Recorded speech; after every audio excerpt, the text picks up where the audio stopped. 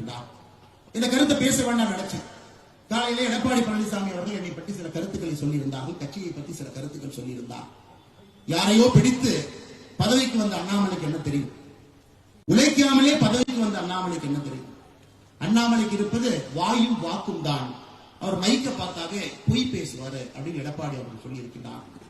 அதற்கு நான் கருத்து சொல்லவில்லை என்றால் தவறாக போய்விடும். காரணம், நாளைக்கு நான் ஒரு 3 மாத காலம் வெளியே படிக்க செல்கின்ற காரணத்தினால இதே கருத்து தமிழகத்தில் 10 முறை சொன்னீங்கன்னா அது உண்மையாயிருக்கும். அதனால இந்த கருத்துக்கு பதிலடி கொடுக்க வேண்டிய கட்டாயத்தில் நான் இருக்கேன். அண்ணன் எடப்பாடி பழனிசாமி அவர்கள, உங்க ஊர் சிலுவம்பாளையத்தில் ஒரு மர்டர் நடந்தது. பங்காளிகளுக்குள்ள சண்டையில ஒருவர் கொலை செய்யப்பட்டார். கொலை செய்யப்பட்ட பிறகு அதே சிலுவம்பாளையத்தில் ஒருத்தர் கைது செய்யப்பட்டார். அதன் பிறகு சிறைக்கு போனார். அதன் பிறகு கைது செய்யப்படாத ஒருத்தர் மேற்கு தொடர்ச்சி மலையில் ஒளிந்திருந்தார். இன்னைக்கு திமுக இருக்கக்கூடிய மூத்த அமைச்சர், அன்னைக்கு அதிமுக அமைச்சர், அவர் கையை காலை பிடித்து அந்த வழக்கை முடித்துவிட்டு வெளியே வந்து சிலுவம்பாளையம் பஞ்சாயத்து தேர்தலில் நின்று தோற்ற மனிதர் நீங்கள். அதனால் தயவு செய்து எனக்கு நேர்மையை பற்றி, நாணயத்தை பற்றி எனக்கு நீங்கள் பாடம் எடுக்க வேண்டாம். அதே கொங்கு பகுதியில் அதே பக்கத்து மாவட்டத்தில் வந்து அருமை பெருமை எல்லாம் எனக்கு தெரியும். கூவத்தூர்ல நடந்தது கட்சியினுடைய பொதுச் செயலரை தேர்ந்தெடுக்கக்கூடிய நிகழ்வா?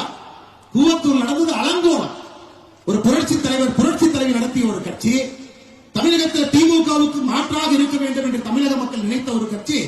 கூவத்தூர் நீங்க என்ன அநியாயம் பண்ணீங்க? இஎம்ஐ டெண்டர் சிஸ்டத்தில் கட்சியினுடைய முதலமைச்சரை தேர்ந்தெடுத்து ஹையஸ்ட் பிட்டராக எடப்பாடி பழனிசாமி, மீடியம் பிட்டராக கொங்கு பகுதியில் இன்னொரு அமைச்சர், லோவஸ்ட் பிட்டராக தென் தமிழகத்தில் ஒரு அமைச்சர். என்ன பிட்டிங்?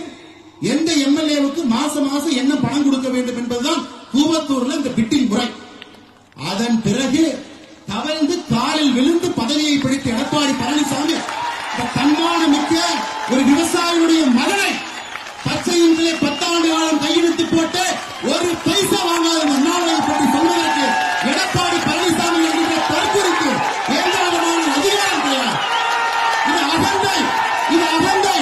2026 புரட்சி தலைவர் நடத்தி இந்த கட்சி இது போன்ற கிழக்கு தலைவர் என்று வழிநடத்திக் கொண்டிருக்கின்றீர்கள். தூக்கி எறியப்படுவீர்கள். 4வது இடம் கூட கிடையாது. 2026 சட்டமன்ற தேர்தலில் அனைத்து இந்திய அண்ணா திராவிட முன்னேற்ற கழகத்திற்கு 4வது இடம் கூட கிடையாது. இன்னைக்கு ஒரு உண்மையை சொல்றேன்.